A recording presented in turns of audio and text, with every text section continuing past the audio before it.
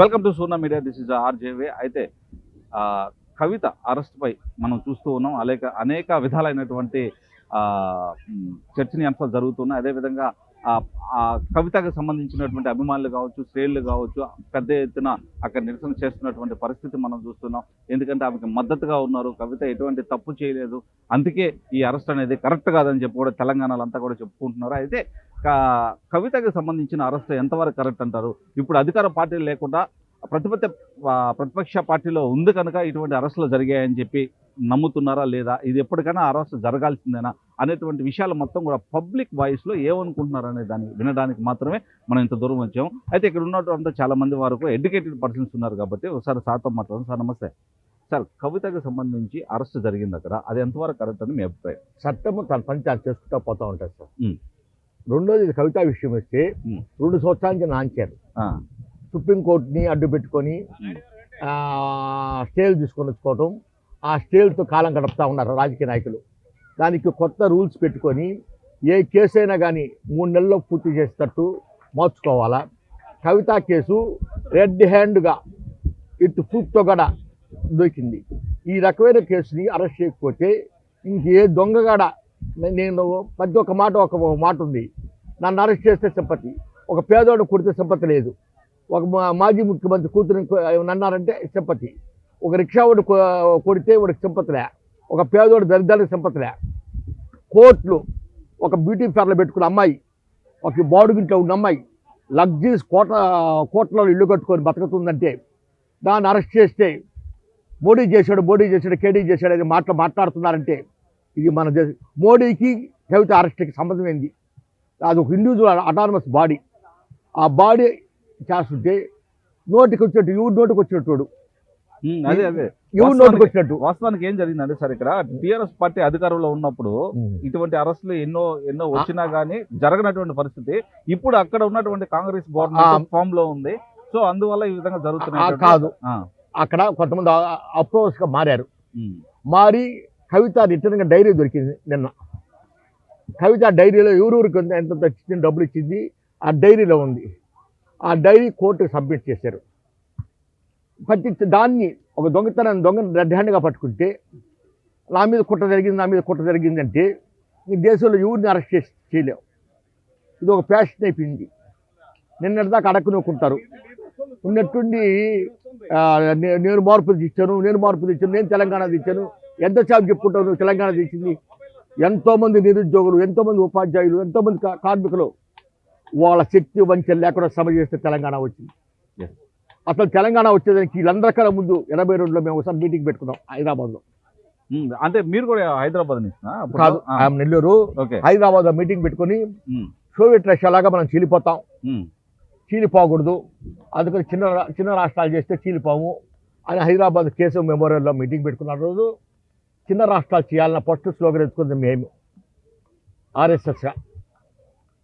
దాన్ని ఒక ప్రాంతీయ పార్టీ దాన్ని తీసుకొని దాని మీద కోట్లు, ఎన్ని కోట్లు అంటే పక్క రాష్ట్రాల్లో డబ్బులు పంచేటట్టు ఒక ప్రాంతీయ పార్టీ జాతీయ పార్టీ చేసుకుంటామని ఇన్ని కోట్లు సంపాదించకపోతే ఎంత ఫ్లాట్ చేయకపోతే ఒక బాడుగింట్లో ఉండింది. 2014లో కవిత ఒక బాడుగింట్లో ఉండింది. ఈరోజు ఒక ప్యాలెస్, ఇంద్ర ప్యాలెస్ లాగా కట్టుకుంది. ఎవరికి అర్థం కావట్లేదు, సగటు మానవుడికి ఎందుకు అర్థం కాలేదు, నాకు అర్థం కావట్లేదు. సగటు పీపుల్కి అసలు ఈ డెమోక్రసీ అవసరమా? ఈ కోర్టు ఊరికే పోతానే బెయిల్ ఇచ్చేయటం. ఇప్పుడు 4.5 బెయిల్ ఇస్తారు అన్నారు, అది నేను చూడలేదు. బెయిల్ ఇచ్చారో లేదో తెలియదు. సుప్రీంకోర్టు పోవడం, బెయిల్ తీసుకోవటం. అసలు ఏం జరిగింది దాని మీద ఎన్క్వైరీ ఎప్పుడూ జరగద్ది. ఆ బెయిల్ వికెట్ అయ్యేటప్పుడు జీవితకాలం అయిపోతుంది. చాలా కేసులు చూస్తున్నాం పొలిటీషియన్స్ మీద, 20 సంవత్సరాలు, 30 సంవత్సరాలు, 40 సంవత్సరాలు, ఒక జీవితకాలం అయిపోతుంది. లల్లు ప్రసాద్ యాదవ్ మీద 1991లో జరిగిన కేసెస్ స్టిల్ టుడే ఆ కేసులు జరుగుతూ ఉన్నాయి. వాళ్ళు ప్రతిపత్తిలాగా మాట్లాడుతున్నారు. ఎవరైనా ఒకటి అడిగి చేశాడు, మోడీ చేశాడు, కేడీ చేశాడు, మోడీ చేశాడు. అతను ఏం చేశాడు? అతని మీద 23 సంవత్సరాల అధికారంలో ఉన్నాడు. అతని మీద ఏమైనా అవినీతి ఆరోపణలు ఉన్నాయా? ఇంకొక మాట చెప్తాను, మేము ఒక ఇండస్ట్రీస్ లేకుండా ఏ దేశంలో అభివృద్ధి చెందింది? ప్రైవేటైజేషన్ లేకుండా, ప్రపంచంలో ప్రైవేటైజేషన్ లేకుండా ఏ దేశంలో అభివృద్ధి చెందిందా? ప్రైవేట్ ఇండస్ట్రీస్ కావాలా? ఖచ్చితంగా. ఇండస్ట్రీస్ లేకుండా నేను అయ్యా వాడు పెట్టేస్తాడు, ఆదాని పెట్టేస్తాడు, అద్వాని వాళ్ళు ఆదాని వాళ్ళు మోడీ టైంలో వచ్చారా, మీ టైంలో వచ్చారా? అసలు పీపుల్ నేను చూస్తూ ఉన్నాను, మోడీ తినేసాడు, మోడీ చొక్కా వేసుకుంటే ఎంత అవుద్ది? అసలు పీపుల్స్లో ఎన్లైట్మెంట్ రావాలా, పీపుల్స్లో జాతీయత భావం రావాలా? ఆ పీపుల్లో జాతీయత భావం రాకపోతే ఎంతకాలం ఇది ఎవరు జోలిపోయినా నా మీద కోపము. అదే మొత్తానికి ఏంటంటే సార్, ఇప్పుడు ఇది అరెస్ట్ జరగడం అనేది ఎంతవరకు కరెక్ట్ అంటారు? ఇది 100% కరెక్ట్. ఎందుకంటే ఇప్పుడు కూడా అరెస్ట్ చేయలేదంటే అప్పుడు ప్రజలే అంటారు వాళ్ళు ఒకటి అయిపోయారు. మొన్న అసెంబ్లీ ఎలక్షన్స్లో ఆమెను అరెస్ట్ చేయలే అంటే మొత్తానికి మీరు చెప్పేది ఏంటి? ఇది రాజకీయ కుట్ర కాదంటారా? రాజకీయ కుట్ర 100% కాదు. కోర్టు బెయిల్ ఇచ్చింది పోయి సంవత్సరం, సుప్రీం కోర్టు ఆమె బెయిల్ ఇచ్చింది అరెస్ట్ చేయొద్దని చెప్పి. దాని మీద ఉంది. లాస్ట్కి అప్రూవర్గా మాత్రం సతీష్ చంద్రారెడ్డి కరెక్ట్ డీటెయిల్స్ చెప్పాడు. ఇంకా శ్రీరామ్మూర్తి ఎవరు ఆ పేరు నాకు తెలియట్లేదు, అడ్వకేట్, అతను కరెక్ట్ చెప్పాడు. నిన్న ఇంటి మీద రైడ్ చేసినప్పుడు డైరీ దొరికింది. డైరీలో ఎప్పుడు డబ్బులు ఇచ్చింది అనేది పూర్తిగా అర్థమైంది డైరీలో. దాన్ని అరెస్ట్ చేస్తే దానికి మా మీద కుట్ర జరిగిందంటే దానికి ఎవరేం సమాధానం చెప్తారు? ఓకే, మొత్తానికి right. Thank you sir, thank you so very much. ప్రతి ఒక్క విషయంలో నేను చూస్తున్నాను ఇండియాలో ఒక ఫ్యాషన్ అయిపోతుంది. లల్లు ప్రసాద్ యాదవ్ పశుగ్రాస కుంభకోణంలో చూస్తున్నాను. ఎవరు అరెస్ట్ చేసినా నా మీద లిక్కర్ స్కామ్ కేజీ వాళ్ళు ప్రతివత అయితే ప్రతివత చూపించుకో, నీ ప్రతివత చూపించుకో అట్టండిగా. అంతే. ఇప్పుడు ఏదన్నా సరే ఒక కేసు అనేది నమోదైతే చట్టపరంగా మనం ఏదైతే నిరూపించుకోవాలో అది నిరూపించుకోవాలి, అదైతే వాస్తవం. ఇంకా కేసు దానికి కేసు పెట్టాడు మోడీ మా మీద రైడ్ జరుగుతుంది అంటున్నారు. మోడీ మా మీద కేసు పెట్టి అంటున్నాడు. మీరు మిస్టర్ క్లీన్ కదా, మిస్టర్ క్లీన్ అప్పుడు మీరు భయం ఎందుకు? మా వివేకానందుడు ఒక మాట చెప్పాడండి, భయం లేక మనిషి వచ్చాడు శరభునెత్తి నిల్చున్నాం, కుచెంతరాళ్ళ జంతము సత్యమచ్చడం. ఒక సన్మార్గుడికి భయం అనేది ఉండదు. భయపడుతున్నారు అంటే మీరు దొంగతనం చేసుకుంటే భయపడతారు. సరే, సహజసిద్ధంగా మానవ జీవితంలో ఎన్నో తప్పులు 1-2 జరుగుతూ పోతూ ఉంటాయి. కాకపోతే దాన్ని అది తప్పు కాదు, ఒప్పు కదా అని చెప్పుకోవడం కరెక్ట్ కాదు. ఏదైతే ఉందో మీరు చెప్పినట్టు డాక్యుమెంట్స్ మనం ప్రొవైడ్ చేసుకొని ఐఎమ్ క్లీన్ షీట్ అని చెప్పుకోవడం ఇది కరెక్ట్.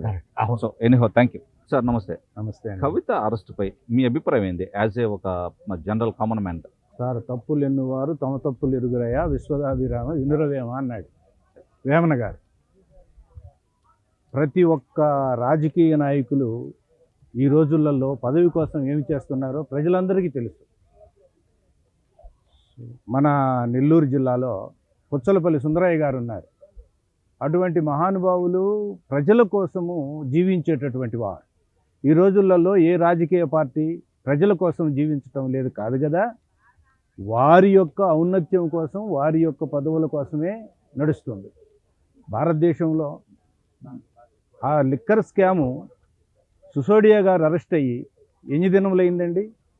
అప్పుడే కవిత గారి అరెస్ట్ చేసి కానీ ఉంటే మనం దాన్ని నమ్మగలం. ఎందుకు ఇంతవరకు కవిత అరెస్ట్ను పోస్ట్పోన్ చేశారు? ఎందుకు చేయవలసి వచ్చింది? పోస్ట్పోన్ చేయకుండా ఎప్పుడైతే ఆమె మీదకి ఎవరైతే రైడ్ చేయాలనుకున్నారో వచ్చి చేయొచ్చు కదా, చేయలేదు. ఎందుకు చేయలేదు? Political influence. వాషింగ్ పౌడర్ నిర్మా అని చెప్పేసి నువ్వు నా పార్టీలో కానీ చేరావంటే నువ్వు ఎటువంటి వాడివైనా పునీతుడు అయిపోతావు. ఎటువంటి వాడివైనా, ఎటువంటి స్కామ్ చేసినా. ఈరోజు నీరజ్ మోడీలు ఎక్కడున్నారండి? చూసా మా ఆయన ఎవరైనా లిక్కర్ స్కాము ఇతను చూసారా? విజయ్ మాల్యా ఎక్కడున్నాడండి? వీళ్ళందరూ ఎట్లా పోయారు? వజ్రాల వ్యాపారి ఎట్లా పోయారు? ఈ లిక్కర్ స్కామ్ చేసుకున్న మాల్యాలు ఎట్లా పోయారు? ఎవరి గవర్నమెంట్లో ఉన్నారు వీళ్ళు? ప్రతి ఒక్కరూ కాంగ్రెస్ నుంచి బీజేపీలోకి వచ్చినటువంటి వాళ్ళు, బీజేపీలో నుంచి ఇంకొక పార్టీలోకి వచ్చినటువంటి వాళ్ళు, ప్రతి ఒక్కరూ రాజకీయ నాయకులు దేశం కోసం కాదు కదా, వారి యొక్క సిద్ధాంతాల కోసం కాదు కదా, దేశాన్ని భ్రష్టు పట్టిస్తున్నారు. ఈరోజు మోడీ గారి యొక్క ఆధ్వర్యంలో, అమిత్ షా గారి ఆధ్వర్యంలో సిబిఐ నడవటం లేదా? ఇది జగమెరిగిన సత్యం కాదా? ఏమండి, సెంట్రల్ గవర్నమెంట్ ఆధ్వర్యంలోనే కదా ఉండేది. రిపోర్ట్ ఎవరికి ఇస్తారు? ఈడీ రిపోర్ట్ ఎవరికి ఇస్తుంది? సిబిఐ రిపోర్ట్ ఎవరికి వస్తుంది? అమిత్ షా అనకూడదు, కానీ అమిత్ షా గారు కూడా ఒక జడ్జి కేసులో జైలుకు పోయి ఇచ్చినోడే కదా. అటువంటి వాడు మనకి ఈరోజు హోంమంత్రిగా ఉన్నాడు. ఇంకా మనం ఏం ఆశిస్తాం? భారతదేశంలో ఏం ఆశిస్తాం చెప్పండి? మనము ఏమి ఆశించగలం? కాబట్టి ప్రతి ఒక్కరూ తప్పులు చేసేవాళ్ళు తమ తప్పులు ఎరుగరు, ఇతరుల మీద దోషం వేయటానికే. అదే బీఆర్ఎస్ గవర్నమెంట్ అధికారంలో ఉన్నప్పుడు వారు కానీ అరెస్ట్ కానీ చేస్తుంటే మేము అప్రిసియేట్ చేసి ఉండేవాళ్ళం. ఎందుకంటే ఎవరు తప్పు చేసినా కూడా శిక్ష అనుభవించాల్సిందే. కానీ దాన్ని నానబెట్టి ఈరోజు కాంగ్రెస్ గవర్నమెంట్ వచ్చిందంటే కాంగ్రెస్ గవర్నమెంట్కి దానికి అసలు ఏం సంబంధం? Congress government is not at all influenced by the Kavitha arrest. It is belongs to BRS and BJP. వాళ్ళ మధ్య దోబూసులాడుతుంది. కానీ Congress is not at all innocent about this case. మనం అసలు అట్లా మాట్లాడటానికే లేదు. కవిత అరెస్ట్ విషయంలో ఈ రోజులలో తప్పు చేసిన వాళ్ళందరూ అరెస్ట్ అవుతున్నారా? బీజేపీ గవర్నమెంట్లో క్రిమినల్స్ ఎంతమంది ఉన్నారు చూడండి. మినిస్టర్లు క్రిమినల్స్ ఉన్నారు. మర్డర్ చేసిన వాళ్ళు బీజేపీ గవర్నమెంట్లో మినిస్టర్స్గా ఉంటూ ఉన్నారు. కాబట్టి ఏ గవర్నమెంట్ వచ్చినా కూడా ఈరోజు జగన్మోహన్ రెడ్డి గారి మీద కూడా ఒక అభియోగం వస్తుంది. ఏంటంటే వాళ్ళు నాయనే చంపించినాడు అంటున్నారు. అది నిజమో ఒట్టిదో దేవుడికి తెలియాలి, లేకపోతే ప్రాసిక్యూషన్లో తెలియాలి. ఒక జగన్మోహన్ రెడ్డి గారికి ఎందుకు ఓటు వేయాలంటారు? ఈరోజు ఎందుకు ఓటు వేయాలంటే ఈరోజు ఎడ్యుకేషన్ డెవలప్మెంట్ ఎలా ఉందండి? నాడు నేడు ప్రోగ్రాంలో ఎడ్యుకేషన్ ఎటువంటి డెవలప్మెంట్ వచ్చిందంటే ఇంగ్లీష్ మీడియం ఉంది, తెలుగు మీడియం ఉంది. టెక్స్ట్ బుక్ తిరిగి చూడండి. ఇవి మాట్లాడేవాళ్ళు సోకాల్డ్ లీడర్సు ఎలిమెంటరీ స్కూల్ సెక్షన్కి వెళ్ళండి. ఇంగ్లీష్ మీడియము ఈ రోజులలో చంద్రబాబు నాయుడు ఉన్నాడు, తన కుమారుడిని ఎక్కడ చదివిచ్చాడండి? ఇంగ్లీష్ మీడియంలో చదివిచ్చాడా, తెలుగు మీడియంలో చదివిచ్చాడా, గవర్నమెంట్ స్కూల్లో చదివిచ్చాడా? నేను ఒక ఆఫీసర్ని నా కూతుర్ని, నా ఇద్దరు కూతుర్లని తీసుకొని పోయి ప్రైవేట్ స్కూల్లో చేర్పించాను. ఎందుకు చేర్పించాను? Even though my missus is a teacher in the government. కానీ నేను ఎందుకు చేర్పించాను? గవర్నమెంట్ మీద విశ్వాసం లేదు. కానీ ఈరోజు గవర్నమెంట్ స్టడీస్ ఎలా ఉందండి? ఈరోజు గవర్నమెంట్ స్టడీస్ మీరు పోయి ఒక పుస్తకం చూడండి, ఇటుపక్క తెలుగు ఉంది, ఇటుపక్క ఇంగ్లీష్ ఉంది. ప్రతి ఒక్క బీదవాడు, ఎవరు చేరతారండి గవర్నమెంట్ స్కూల్లో? డబ్బున్నోడు చేరతాడా? మీ పిల్లలు ఎవరైనా గవర్నమెంట్ స్కూల్లో చేరారా, కాన్వెంట్ స్కూల్లో చదివారా? గవర్నమెంట్ స్కూల్ని అటువంటి డెవలప్మెంట్లోకి తీసుకొని వచ్చారు జగన్మోహన్ రెడ్డి గారు. ఇప్పుడు మీరు మార్చారా మరి? చూసారా? ఈరోజు సిలబస్ కూడా ఈరోజు చూస్తే మీరు ఒక టెక్స్ట్ బుక్ తీసుకోండి, 4వ తరగతి టెక్స్ట్ బుక్ తీసుకోండి. ఒకవైపు ఇంగ్లీష్ ఉంటుంది, ఒకవైపు తెలుగు ఉంటుంది. అటు తెలుగు చదువుతాడు, ఇటు ఇంగ్లీష్ చదువుతాడు. ఎటువంటి డెవలప్మెంట్ ఇది ఎప్పుడైనా ఆలోచించారా? అంతకుముందు మన ఈ యొక్క నెల్లూరు స్టేషన్లో ఎక్కడికన్నా వీధులలోకి వెళ్ళండి, ఎక్కడ చూసినా చెంతకప్పు కొట్టుకుంటూ, ఎక్కడ చూసినా డబ్బు కొట్టు ముక్కులు మూసుకొని వెళ్ళాలి. ఈరోజు ఏ వీధిలోకి వెళ్ళినా చూడ, ఎక్కడికి వెళ్ళినా కూడా ఆ పరిస్థితి ఉందా? ప్రతి ఇంట్లో వాళ్ళు బండి ఆరను కొడుతుంగానే, బండి విజులు కొడుతుంగానే తీసుకొని వచ్చి చెత్త దాంట్లో పడేస్తూ ఉన్నారు. ఎంత క్లీన్నెస్ ఉందండి? దానివల్ల ఎంత ప్రజారోగ్యము డెవలప్ అవుతుంది ఒకసారి ఆలోచించారా? ప్రతి ఒక్కరు మా ఇంటి దగ్గరనే, మా వీధిలోనే, 5వ వీధిలో సెంటర్లో ఇంత డంప్ చేశారు. నేను ఎన్నో పెట్టేశాను, బోర్డులు పెట్టేశాను, ఎంతో చేశాను, కానీ కంట్రోల్ కాలేదు. కానీ ఇప్పుడు అసలు ఒక్క చెత్త వేసేవాళ్ళు కూడా లేరు. ఎంతో నీట్గా, ఎంతో విధిగా జరిగిపోతుంది. అంతేకాదు, మీరు ఊహించలేరండి, ఇక్కడ ఉన్న వాళ్ళందరికీ తెలుసునో తెలియదో, గవర్నమెంట్ హాస్పిటల్లో, మన నెల్లూరు గవర్నమెంట్ హాస్పిటల్లో నీ రీప్లేస్మెంట్ చేశారండి. 2 రీప్లేస్మెంట్ చేశారు. ఇది ఏ గవర్నమెంట్ హాస్పిటల్లోనైనా హిస్టరీలో ఇంతవరకు మనకు స్వాతంత్రం వచ్చినప్పటి నుంచి ఏ గవర్నమెంట్ హాస్పిటల్లోనైనా నీ రీప్లేస్మెంట్ జరిగిందేమో? I can challenge it. ఎక్కడైనా జరిగిందా? నీ రీప్లేస్మెంట్ ఏ గవర్నమెంట్ హాస్పిటల్లోనైనా చేశారా? నెల్లూరులో చేశారండి, గవర్నమెంట్ హాస్పిటల్లో చేశారండి. అంతేకాదు ఈరోజు న్యూరాలజిస్ట్ ఉన్నాడండి గవర్నమెంట్ హాస్పిటల్లో. ఈరోజు అదే కాదు, ఈరోజు కార్డియాలజిస్ట్ ఉన్నాడండి, గుండెకి సంబంధించిన వ్యాధి. బీదవాడు ఎక్కడికి వెళ్ళగలుగుతాడండి? ఒకవాడికి హార్ట్ ప్రాబ్లం వస్తే బొలినేనిలో చేర్చుకోలేదు ఆరోగ్యశ్రీ మేము తీసుకోమని, నారాయణలో తీసుకోలేదు ఆరోగ్యశ్రీ నేను చేసుకోలేదని. పెద్ద హాస్పిటల్కి వచ్చాడు, పెద్ద హాస్పిటల్లో గవర్నమెంట్ డాక్టరు హార్ట్ పేషెంట్ చూసి అతన్ని బాగు చేసి ఇంటికి పంపించాడండి. బొలినేనిలో రిజెక్ట్ చేస్తే, నారాయణ రిజెక్ట్ చేస్తే, ఇక్కడ అనసూయాలో రిజెక్ట్ అయితే, చూసారా? గవర్నమెంట్ హాస్పిటల్లో బాగా వెళ్ళాడు. బీదవాడు ఎక్కడికి వెళ్తాడండి? బీదవాడి క్షేమం చూడబడలేదా? నా దగ్గర డబ్బులు ఉన్నాయి, I can go for any corporate hospital. నాకు వ్యాధి వచ్చిందనుకోండి, నేను అపోలోకి వెళ్ళగలను, ఎక్కడికైనా వెళ్ళగలను, ఈవెన్ ఫారిన్కైనా వెళ్ళి నేను ట్రీట్మెంట్ తీసుకోగలను. I'm having that much of worth. కానీ బీదవాడి సంగతి ఏమిటి? వాడికి తినడానికి తిండి ఉండదు, వాడు ఎక్కడికి వెళ్ళాలి? వాడి గురించి ఎవరైనా ఆలోచిస్తున్నారా? ప్రతి ఒక్కరూ కాంట్రాక్టర్లు, వారికి కాంట్రాక్టర్లు రాలేదని వారు మాట్లాడతారు. కాబట్టి పేదల పక్షంగా ఈరోజు నేను చూశాను 175 రిలీజ్ చేశారండి. దాంట్లో సామాజిక వర్గంగా బీసీలకు కానీ ఎస్సీలకు కానీ ఎంతో ఇది చేస్తూ మంచి లిస్టుని జగన్మోహన్ రెడ్డి గారు విడుదల చేశారు. అందుకని నేను జగన్మోహన్ రెడ్డి గారిని నేను అప్రిషియేట్ చేస్తున్నాను ఈ విషయంలో. చంద్రబాబు నాయుడు గారి విషయంలో చంద్రబాబు నాయుడు గారు చేసినటువంటి ఆశా వర్కర్లను కాదు, వీళ్ళ యొక్క ఎవరండి వాళ్ళు లోగా అంగన్వాళ్ళని గుర్రాలతో తొక్కిచ్చింది నీకు గుర్తు రాలేదా? వాళ్ళ మీదకి ఏం చేసింది నీకు గుర్తు రాలేదుగా? ఈ జగన్ గవర్నమెంట్లో అటువంటి దుశ్చర్య ఎక్కడైనా ఉందండి? ఎందుకండి ఎంప్లాయీస్కి ఎంత శాలరీ కావాలండి? ఎంత శాలరీ కావాలి? ఈరోజు కూలికి పోతే 1000 రూపాయలు రావటం లేదు. ఎంప్లాయీస్కి more than 1 lakh they are drawing. ఇంకా వాళ్ళకి డిఎల్ కావాలంట, ఇంకా ఇది కావాలంట. పేదవాడు ఎక్కడికి పోవాలి? పేదవాడు ఎక్కడికి పోవాలండి? వాళ్ళకి డిఎల్ అని 1.5 లక్షం. మా మిస్సెస్ టీచర్ అయితే she is drawing 1.5 lakh per month. ఏం అంత 1 lakh తోటి సాటిస్ఫై కాలేరా? ఉద్యోగులకు ఇవ్వాల్సిందే, కానీ మన యొక్క ఆర్థిక పరిస్థితి చూసి ఇవ్వాలి, పేదవాడి పరిస్థితి చూసి ఇవ్వాలి. పేదవాడిని కూడా మనం కన్సిడర్ చేయాలి. మన ఇంట్లో ఒక 5 ఏళ్ళు ఉంటే 5 ఏళ్ళు సమానంగా ఉండవు కదండి.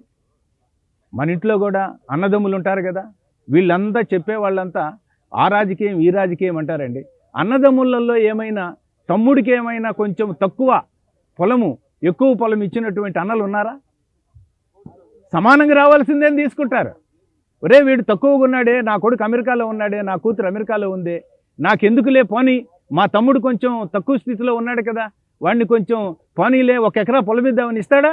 ఇవ్వడు. సమానంగా తీసుకుంటాడు. సమానంగా తీసుకోడు కాక ఇంకా వాడి దగ్గర నుంచే రాబడి చూస్తాడు. సొంత అన్నదమ్ముడే కొంచెం గట్టు దగ్గరనే, కొంచెం పొలం దగ్గరనే తగులేసుకుంటారు. కాబట్టి ఎవరికి ఎవరు ఏమి లేదండి. నీతి, న్యాయము, యథార్థత అది కలిగి ఉండాలంటే మనము నిజమైనటువంటి నాయకులు రావాలి, దేశాన్ని బాగు చేసే వాళ్ళు రావాలి. మిజోరాంలో అంత పరిస్థితులుంటే మన ప్రైమ్ మినిస్టర్ గారు ఒక్కరోజు కూడా ఈ రోజు కూడా మిజోరాంని దర్శించలేదండి. చూసారా? Okay sir. కాబట్టి ఎటువంటి వారిని ఎన్నుకోవాలో ప్రజలకు తెలుసు, న్యాయంగా ప్రజలు తీసుకోవాలని మనం చేస్తున్నాం. Thank you very much for this privilege you have given. So ఇదనమాట మనం చూస్తున్నటువంటి అనేక మంది వాయిస్లు అయితే ఈరోజు మనం తీసుకుందాం. అయితే మనం జెన్యూన్గా మనం ఏది కూడా మనం క్రియేట్ చేసింది అయితే ఏ వాయిస్ లేదు ఇక్కడ. అన్ఎక్స్పెక్టెడ్గా మనం ప్రజల్లోకి రావడం, వాళ్ళ దగ్గర నుంచి అన్ని వాయిస్లు కూడా మనం స్వీకరించడం కూడా జరిగిందనమాట. సో ఇది ఇవాళ కార్యక్రమం. మరొక ప్రత్యేకమైన కార్యక్రమం మళ్ళీ కలుసుకున్న అందరికీ watching Surna media. This is RJV video journalist Kotana signing of.